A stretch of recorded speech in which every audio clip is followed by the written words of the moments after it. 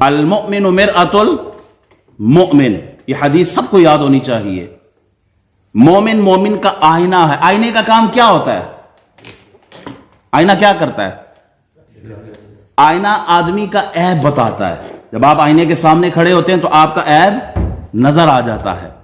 آئینہ وہ عیب جتنا ہوتا ہے اتنا ہی بتاتا ہے، نہ کم بتاتا ہے نہ زیادہ بتاتا ہے.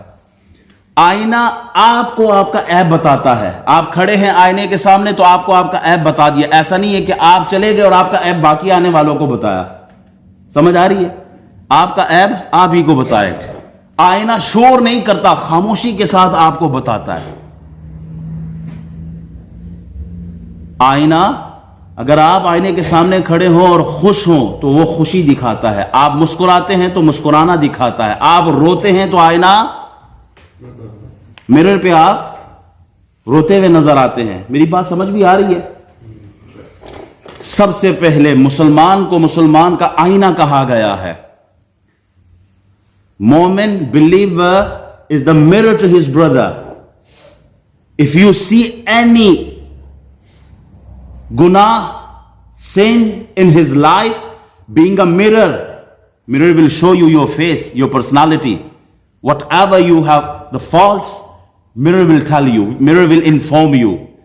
Exactly in Muslims, in our community, if we follow this hadith, ایک ہی حدیث اگر ہم پلے باندھ لیں، میں کہتا ہوں ساری برائیاں ختم ہو. اپنے بھائی کو اس کی غلطی بتاؤ، اس کا عیب بتاؤ. Tell him, inform him about his faults. This is our responsibility as a Muslim. ہمارے یہاں پرابلم پتہ ہے کیا ہوتی ہے؟ ہم کہتے ہیں یار چھوڑو، ہمارا کیا کام ہے.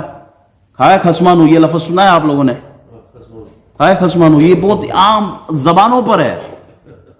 سانو کی تکلیف ہے، رہن دیو.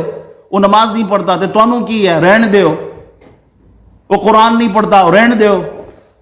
وہ آپ کا بیٹا جوا کھیلتا ہے اور توانو کی، رہن دیو.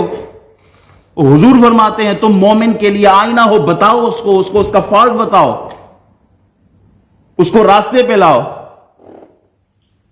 گھر حلال رشتہ موجود ہے لیکن باہر وہ منہ مارتا پھرتا ہے تو توانو کی، رہن دیو. یہ مسلمان کا شیوا نہیں ہے. مسلمان کا طریقہ یہ ہونا چاہیے کہ آپ اس کو بتاتے ہیں اس کی غلطی.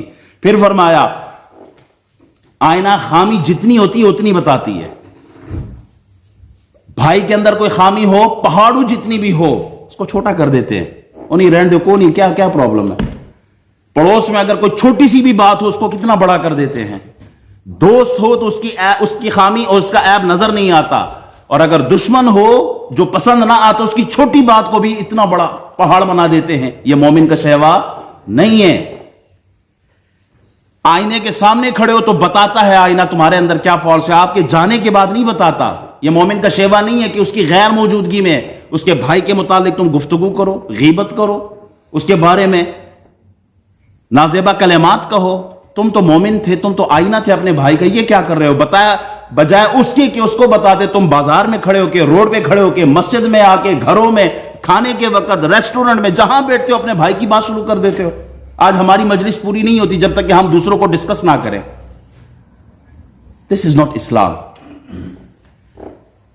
آئینہ خاموشی کے ساتھ آپ کو بتاتا ہے. میں یہاں آئینے کے سامنے کھڑا ہوں، صرف مجھے بتائے گا، ڈنڈورا نہیں پیٹے گا پوری مجلس میں. یہ تھا اصل مسلمان. اور پھر آئینہ، آپ آئینے کے سامنے ہنسو تو وہ ہنستا ہے. آپ کا چہرہ آپ کو جو آپ کرتے وہ نظر آتا ہے. کیا تھا پیغام؟ کہ مومن کی خوشی میں تم خوش ہوا کرو، مومن کے غم میں تم بھی غمگین ہوا کرو. ہماری پرابلم کیا ہے؟ آج مسلمان جتنی تکلیف میں ہوتا ہے ہم اتنے خوش ہوتے ہیں. کسی رشتہ دار پہ کوئی تکلیف آئی اتنے خوش ہوئے. اس کو مال ملا، ڈگری ملی، کامیابی ملی، رزق میں برکت ہوئی، یہاں ہمیں جلن شروع ہو جاتی ہے، تکلیف شروع ہو جاتی ہے. یہ مسلمان کہاں سے ہو گئے؟ یہ کہاں کی مسلمانی ہے؟ یہ انداز مسلمانی ہے؟ اسلام کہتا ہے مومن کی خوشی میں تم شریک ہوا کرو، مومن کے غم میں تم غمگین ہوا کرو. یہ ہے اصل اسلام. فلسطین والوں کے ساتھ ہم کیوں غمگین ہیں؟ اس لیے کہ ان پر غم کے پہاڑ ٹوٹے ہیں. کشمیر والوں کے ساتھ ہم کیوں غمگین ہیں؟ اس لیے کہ ان پر غم کے پہاڑ ٹوٹے ہیں. افغانستان والوں کے، لیبیا، سیریا، جہاں مسلمان تکلیف میں، ہم تکلیف میں ہیں. کیوں؟